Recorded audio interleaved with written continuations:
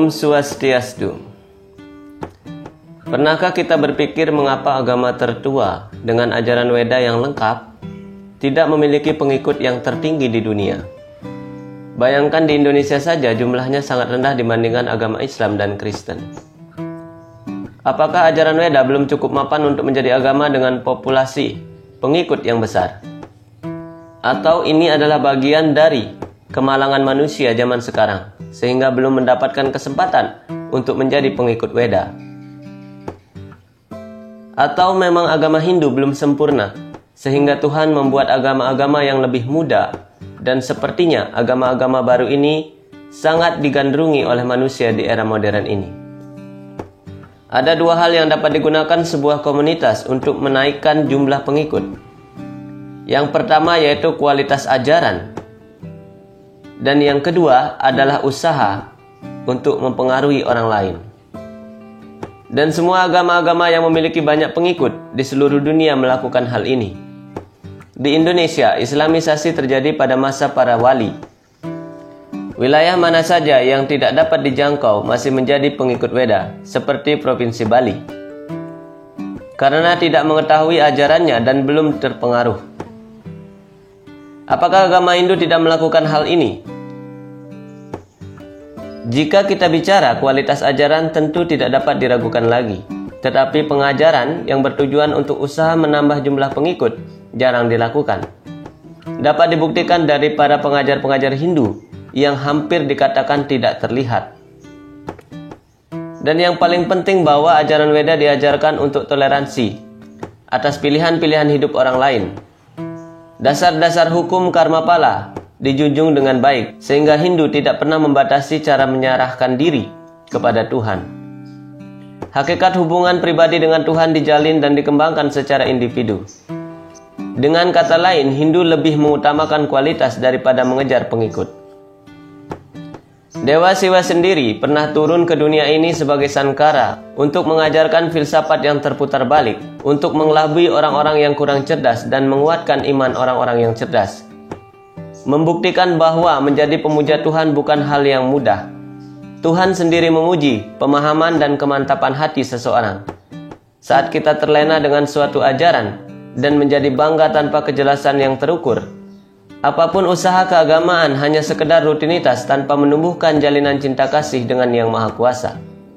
Weda menjelaskan bahwa mendapatkan kesempatan menjadi penekun ajaran Weda yang sejati, menurut aslinya memerlukan banyak karma baik dan langka, sehingga bukan dengan cara disebarkan, tetapi kesadaran yang tumbuh di hati seseorang yang menjadi kunci terungkapnya berkat Tuhan. Seorang rohaniwan India, pendiri International Society for Krishna Consciousness, ISKCON, Abecharana Rawinda Bhaktivedanta Swami Prabhupada, membuat tulisan dalam bukunya. Beliau menjelaskan bahwa dalam usahanya mengajarkan ajaran Weda, beliau hanya perlu menyampaikan apa adanya. Selebihnya adalah pilihan pribadi. Setiap makhluk hidup memiliki benih bakti yang sewaktu-waktu bisa tumbuh dengan siraman pengetahuan rohani. Saat karma baiknya tiba, berangsur-angsur ia menekuni ilmu keinsapan diri dan menjadi penekun ajaran Weda. Dan terbukti apa yang beliau lakukan di usia lebih dari 70 tahun. Mampu membuat ratusan kuil-kuil Hindu di seluruh dunia, dimulai dari kota New York. Dan ajarannya sampai sekarang dapat diterima secara ilmiah di dalam agama apapun. Mencari pengikut yang banyak tentu bukan hal yang sulit, tetapi membuat kualitas tidaklah gampang. Hanya perlu menyampaikan apa adanya tanpa motif bahwa orang ini menjadi Hindu karena saya. Menyerahkan pilihan pada keberuntungannya sudah cukup. Saat hal semacam pengajaran dilakukan, pertanyaan demi pertanyaan terjawab dan lompatan pemahaman yang ilmiah tersampaikan, maka keyakinan seseorang akan berubah. Karena itu hanya perlu waktu dan membiarkan satu persatu pengajar-pengajar Hindu yang cerdas muncul. Dunia akan diisi dengan lautan manisnya ajaran Weda. Prinsip yang baik adalah saat kita ingin membantu orang yang sedang tenggelam, harus dipastikan kita tidak sedang tenggelam pula. Pengajaran lebih efektif dengan contoh. Analoginya bagaimana membantu orang tenggelam kalau kita sedang tenggelam. Sama saja seperti memberikan segelas susu yang sudah dijilat ular. Susu tetap sama namun telah menjadi racun. Mengapa mentalitas manusia merosot? walaupun telah menyandang gelar agama tertentu. Karena mengalpakan pendidikan dengan contoh, apa yang diucapkan dengan perilaku berbeda. Jika demikian, apa yang diharapkan dari kualitas agama? Inilah yang terjadi saat ini, susu yang telah menjadi racun. Ajaran yang baik telah berubah menjadi keburukan dengan motif individu. Dengan beberapa fenomena salah kaprah yang berkembang dewasa ini, sudah semestinya Hindu mengambil alih untuk merubah cara pandang tentang keyakinan, bahwa agama tidak hanya berhenti pada norma-norma dan perilaku fanatik, apalagi perilaku-perilaku yang kasar yang bersifat primitif. Doktrin-doktrin paling baik dan paling sempurna, padahal agama harusnya membentuk nurani kasih sayang terhadap sesama dan kasih sayang terhadap Yang Maha Kuasa. Dewasa ini, dunia sedang membutuhkan figur yang dapat dijadikan panutan hidup. Bukan manusia-manusia bertingkah yang ceramah dengan penuh keemosian dan ajakan-ajakan radikalisme. Apapun yang dilakukan orang besar akan dilakukan oleh masyarakat umum, dan buah pikirannya dijadikan standar kebenaran.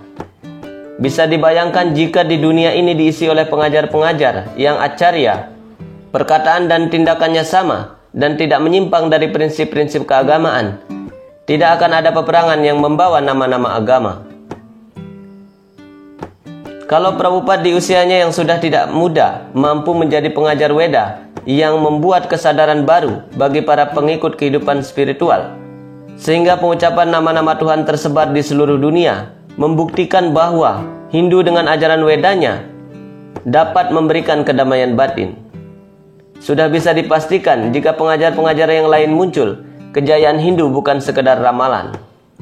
Ya idam paramam guhyam mat bhaktesu abidasyati bhaktam mayi param kritwa mam ewasyati asam saya.